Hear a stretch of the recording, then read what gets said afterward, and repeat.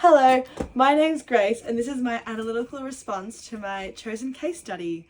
The case study I chose was a grade 5-6 classroom where the teacher introduces herself working with a school in a middle class economic area with students working either at or above student level. The teacher then continues to describe how she maintains a good classroom expectations, which I'll be analysing. According to Noble and Associates in 2021, the second edition text titled Positive Learning Environments, Creating and Maintaining Productive Classrooms, classroom management is defined as actions taken by the teacher to direct classroom operations so that the classroom operates smoothly and in a professional and organised manner. This is reflected with the video as the teacher describing how she, with the students, has created a set of classroom expectations.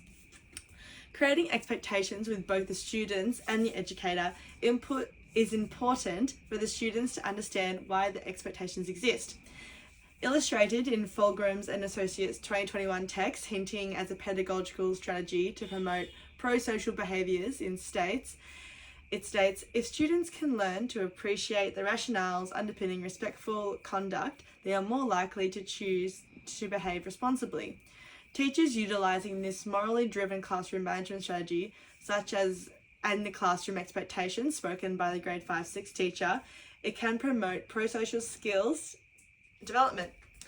This pedagogy is also heroed by Cope's 2007 second edition How to Plan for Behavioural Development in Classroom Management, Maximising Student Engagement described.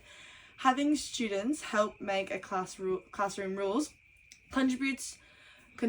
contribution by students rules to make ensures ownership and hence compliance. So the central question is, what do we want our classroom to be like?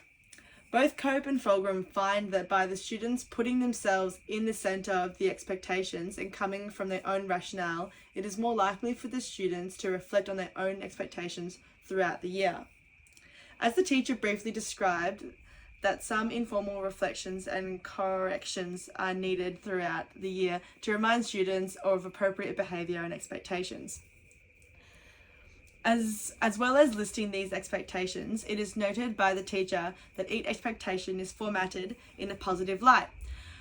Complementing Cope's 2007 book text again, rules should usually be framed in positive terms. Students should not learn appropriate behaviour if they are only told what not to do.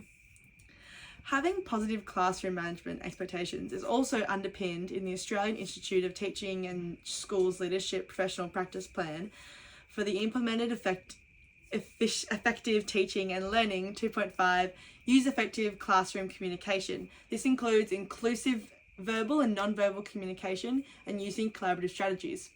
The teacher also spoke of having a few students on the ASD spectrum and having auditory process and hearing deficits, where the AITSL standard of create and maintain supportive and safe learning environments, specifically the 4.5 and 4.3 of using ICT safely and managing challenging behaviours, where the teachers could complement ICT classroom expectations, where the ICT is used to ensure safe, responsible and inclusive environments. Lastly, I'd like to analyse the importance of what the students expect of the teacher, and the teacher briefly touches on how they like to create and predict a predictable routine for each classroom. She spoke of how the predictability of how each class was going to run from the bell to bell, providing the students with a positive structure.